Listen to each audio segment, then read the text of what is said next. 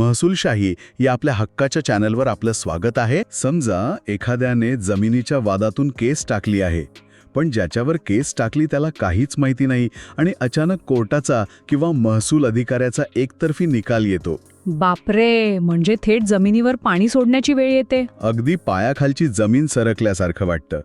एखाद्या शेतकरी कुटुंबासाठी किंवा सामान्य माणसासाठी ही किती भयानक परिस्थिती असू शकते याची आपण फक्त कल्पनाच करू शकतो. खरंय, वर्षानुवर्षे जपलेली जमीन आणि एका कागदाच्या तुकड्यावरती थेट दुसऱ्याच्या घशात जाते. म्हणूनच आजच्या या व्हिडिओमध्ये आपण एकतर्फी निकाल, ज्याला कायद्याच्या भाषेत एक्सपार्टी ऑर्डर म्हणतात, तो म्हणजे काय, तो कसा रद्द करायचा आणि 1 एप्रिल 2026च्या सर्वोच्च न्यायालयाचा तो ऐतिहासिक निकाल पाहणार आहोत, ज्याने एक मोठा दिलासा दिलाय. हो, हा निकाल खरोखरच खूप महत्वाचा आहे.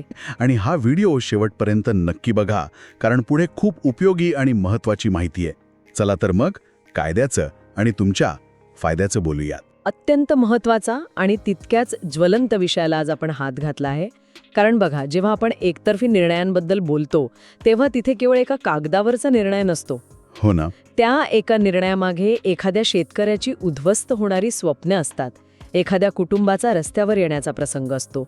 त्यामुळे कायद्याची ही गुंतागुंत समजून घेणं आता काळाची गरज बनली आहे. अगदी खरं आहे. आणि म्हणूनच मला याच्या अगदी मुळापासून सुरुवात करायची आहे.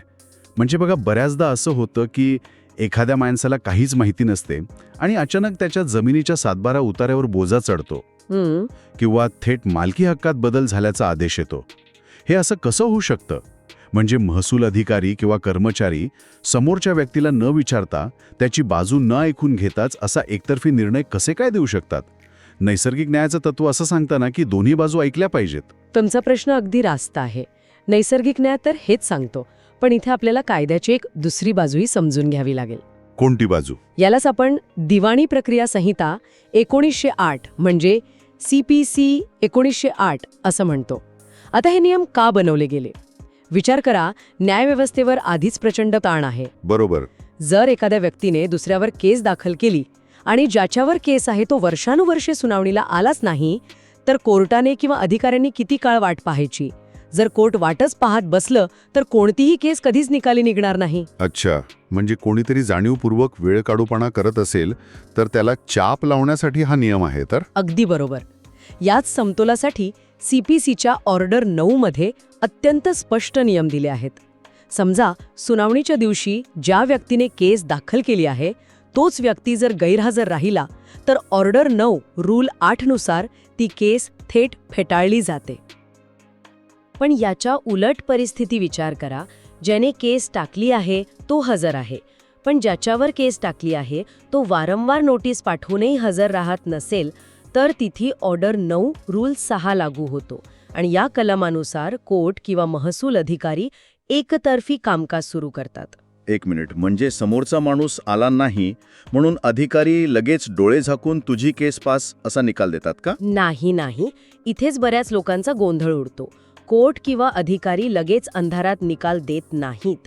ते उपस्थित व्यक्तीचे, म्हणजे ज्याने केस दाखल केली आहे, त्याचे सर्व पुरावे अत्यंत बारकाईने पाहतात. बरं. त्याचा जबाब नोंदवून घेतात, त्या कागदपत्रांची कायदेशीर सत्यता पडताळून पाहतात.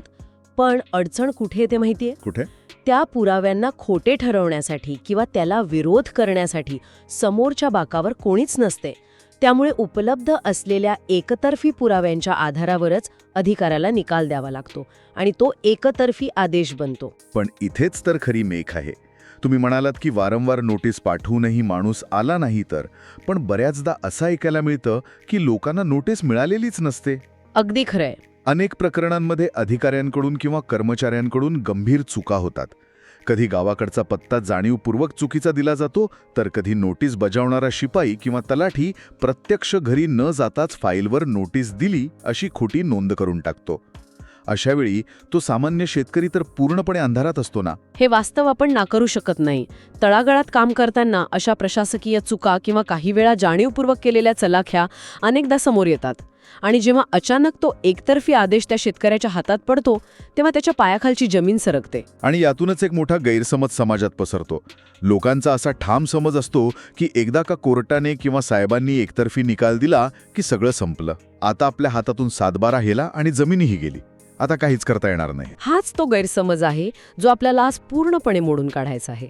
मी स्पष्ट सांगते, कायद्याने न्याय देण्यासाठी व्यवस्था बनवली आहे, कोणावर अन्याय करण्यासाठी नाही.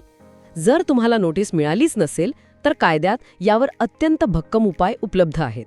अच्छा, म्हणजे निकाल आला की सर्व मार्ग बंद असं नाहीये? अजिबात नाही. चूक दुरुस्त करण्यासाठी कायद्याने तुम्हाला अधिकार दिले आहेत.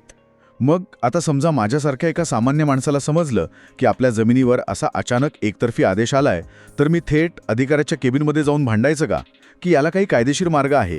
म्हणजे नेमकी काय प्रक्रिया करावी लागते? यासाठी तुम्हाला अत्यंत संयमाने 3 महत्त्वाच्या पायऱ्या पार पाडाव्या लागतात. एक प्रकारची चेकलिस्टच लक्षात ठेवा. पहिली पायरी म्हणजे मूळ कारण शोधून काढणे. मूळ कारण म्हणजे? कर्मचारी खोटा अहवाल देऊन गेला हे शोधणे. दुसरी पायरी म्हणजे या अनुपस्थितीचे भक्कम पुरावे गोळा करणे. म्हणजे जर नोटीस मिळाली नसेल तर महसूल दप्तरातील ती खोटी नोंद किंवा पोस्टाचा अहवाल काढून घेणे. अगदी बरोबर. आणि तिसरी आणि सर्वात महत्त्वाची पायरी म्हणजे हे सर्व पुरावे घेऊन त्याच अधिकाऱ्यासमोर किंवा कोर्टात ऑर्डर 9 रूल 13 अंतर्गत तो एकतर्फी आदेश रद्द करण्यासाठी रीतसर अर्ज दाखल करणे. अच्छा, म्हणजे आपण त्याच कोर्टात जाऊन तो आदेश सेट असाइड करण्याची मागणी करायची. होय, तुम्ही कोर्टाला कायदेशीर भाषेत सांगताय की माझ्याकडे गैरहजर राहण्याचे एक अत्यंत रास्त आणि कायदेशीर कारण होते. जर अधिकाऱ्याला खात्री पटली की नोटीस बजावण्यात खरंच त्रुटी होती तर तो स्वतःचाच दिलेला एकतर्फी आदेश रद्द करतो आणि केस पुन्हा पहिल्यापासून ऐकायला सुरुवात करतो. आणि या व्यतिरिक्त काही मार्ग असतो का? हो. दुसरा पर्याय म्हणजे कलम 96 नुसार वरिष्ठ न्यायालयात थेट अपील करणे. अशीच महत्त्वाची आणि उपयोगी महसूल विषयांची माहिती रोज हवी असेल तर महसूलशाही चॅनलला सबस्क्राईब करा, लाईक करा आणि शेअर नक्की करा. प्रश्न असेल तर कमेंटमध्ये नक्की विचारा. तुम्ही आता कलम 96चा उल्लेख केलात. इथे माझ्या मनात एक खूप मोठा प्रश्न निर्माण झालाय आणि मला वाटतं अनेकांना हा प्रश्न पडला असेल. विचारा ना. समजा एखाद्या व्यक्तीने ठरवलं की मला ऑर्डर 9 रूल 13 मध्ये खालच्या कोर्टात जायचंच नाही. तो थेट वरिष्ठ न्यायालयात कलम 96 खाली अपील करतो. पण दुर्दैवाने तिथे त्या वरिष्ठ न्यायालयाने त्याचे अपील फेटाळून लावले. तर मग तर सर्वोच्च अधिकाऱ्याने किंवा वरिष्ठ कोर्टाने निकाल दिलाय ना, मग आता त्याचे सगळे रस्ते कायमचे बंद झाले असं समजायचं का? कारण वरिष्ठ कोर्टाने नकार दिल्यावर खालचे साहेब कशाला ऐकतील? हाच तो कायद्याचा टर्निंग पॉइंट आहे. आणि इथूनच आपली आजची चर्चा एका वेगळ्या उंचीवर जाते. अनेक वर्षे हाच समज होता की एकदा का तुमचे अपील फेटाळले की तुमचे सर्व मार्ग बंद झाले. पण इथेच सर्वोच्च न्यायालयाचा 1 एप्रिल 2026च्या तो ऐतिहासिक निकाल समोर येतो. 1 एप्रिल 2026 म्हणजे हा अगदी नवीन निकाल आहे. काय आहे नेमकी ही केस? या केसचे नाव आहे दीपा माहेश्वरी विरुद्ध रेणू महेश्वरी. याचा SLP सिव्हिल नंबर 11006 असा आहे. या निकालाने संपूर्ण कायदेशीर वर्तुळात एक प्रचंड मोठी स्पष्टता आणली आहे. नक्की काय सांगितले यात? सर्वोच्च न्यायालयाने अत्यंत स्पष्ट शब्दांत सांगितले आहे की जरी तुमचे कलम 96 अंतर्गत केलेले अपील फेटाळले गेले असले तरीही तुम्ही ऑर्डर 9 रूल 13 अंतर्गत तो एकतर्फी आदेश रद्द करण्यासाठी पुन्हा नव्याने अर्ज करू शकता. काय सांगताय? हे कसं शक्य आहे? म्हणजे अपील हरल्यानंतरही पुन्हा तोच आदेश रद्द करण्याचा अर्ज करता येतो. हे दोन्ही निर्णय एकमेकांना छेद देणारे नाहीत का? तिथेच तर कायद्याचे खरे सौंदर्य दडलेले आहे.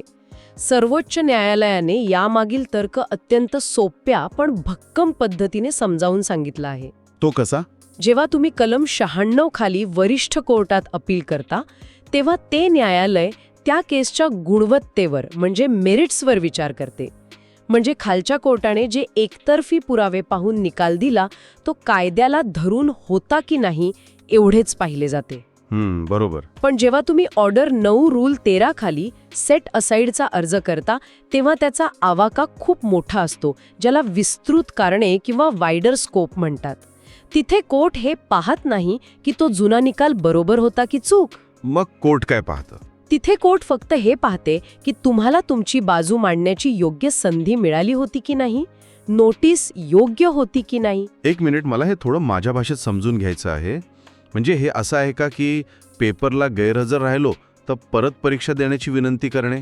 अगदी बरोबर. आपण एखाद्या आजाराच्या निदानावर लढतोय असं समजा.